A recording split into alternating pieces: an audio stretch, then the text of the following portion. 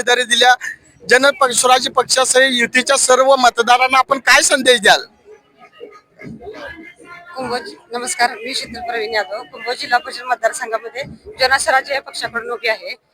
तर सर्वच कुंभोज गावच्या मतदारसंघांना मी सांगते की आपण या संधीचं सगळ्यांनी मिळून सोनं करूया आणि सगळ्यांनी 5 तारखेला मतदान करा आणि आम्हाला भरपूर मतांनी विजयी करा. विकास कामे आपण सगळी मिळून करूया. जिल्हा परिषदचे शिक्षण सभापती असताना आपण कुंभोज जिल्हा परिषदच्या विकासाकडे बरोबर जिल्ह्याकडे लक्ष दिलं. जिल्ह्याचा विकास झाला. बघता बघता आपला टप्पा वारणेवर गेला आणि वारणेची उमेदवारी घेऊनच आपण खाली आलात. या संदर्भात आपण मतदारांना काय सांगाल? आज 5 वर्ष जिल्हा परिषद मध्ये काम करत असताना कुंभोज जिल्हा परिषद मतदारसंघातील जनतेनं जो काय मला आशीर्वाद दिला, मतदार रूपी आशीर्वाद दिला, या आशीर्वादाच्या जोरावर मी जिल्हा परिषद मध्ये गेलो. 5 वर्ष जिल्हा परिषदचं कामकाज करत असताना सर्व मतदारांच्या, जनते, नागरिकांच्या आशीर्वादानं शिक्षण सभापतीची सुद्धा संधी मला मिळाली.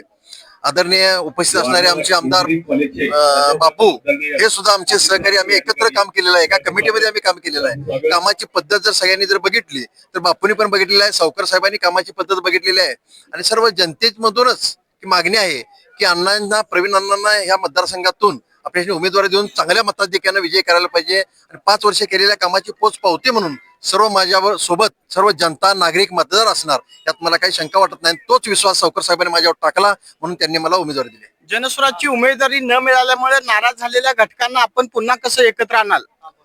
आज जनस्वराज्यामध्ये इच्छुक माणसांची इच्छा व्यक्त करणं सर्वांचं कामच असतं की लोकशाहीमध्ये इच्छा व्यक्त करणं महत्वाचं असतं. पण नेतृत्व ठरवतंय उमेदवारी कोणाला द्यायचं, काय करायचं आणि प्रत्येकाला प्रत्येक वेळी संधी येत असते. त्या संधीचं सोनं करणे आपल्या हातामध्ये असतं. भविष्य काळामध्ये जे नाराज असतील त्यांना सुद्धा सोबत घेऊन त्यांना सुद्धा चांगल्या पद्धतीने संधी कुठं मिळेल का हे नेतृत्व नक्कीच विचार करून त्याची वाटचाल करतील. हातकंडे विधानसभेचे एक आमदार म्हणून नाराज घटकांना आपण काय संदेश द्याल? जिल्हा परिषद मध्ये माहिती स्वतंत्र लढते, याचा अर्थ माहिती तुटली का? नाही, माहिती कुठं तुटल्या? काही ठिकाणी मैत्रीपूर्ण लढत झालेली आहे. मैत्रीपूर्ण युती तुटायचा विषयच नाही. इथं मैत्रीपूर्ण काही ठिकाणी आपण लढत करायची आहे. इथं आपण मैत्रीपूर्ण करतोय. उपमुख्यमंत्री एकनाथ शिंदेचा दौरा होतोय 10 तारखेला, या संदर्भात आपण काय सांगाल? अहो, ते करणारच ना. त्यांचा प्रचार आहे, त्यांचा पक्ष आहे. त्या प्रचाराच्या अनुषंगानं आज युती म्हणून त्यांनी प्रचार करणार आणि त्यांचाही सहकार्य आपल्याला राहणार. मग घेतलं की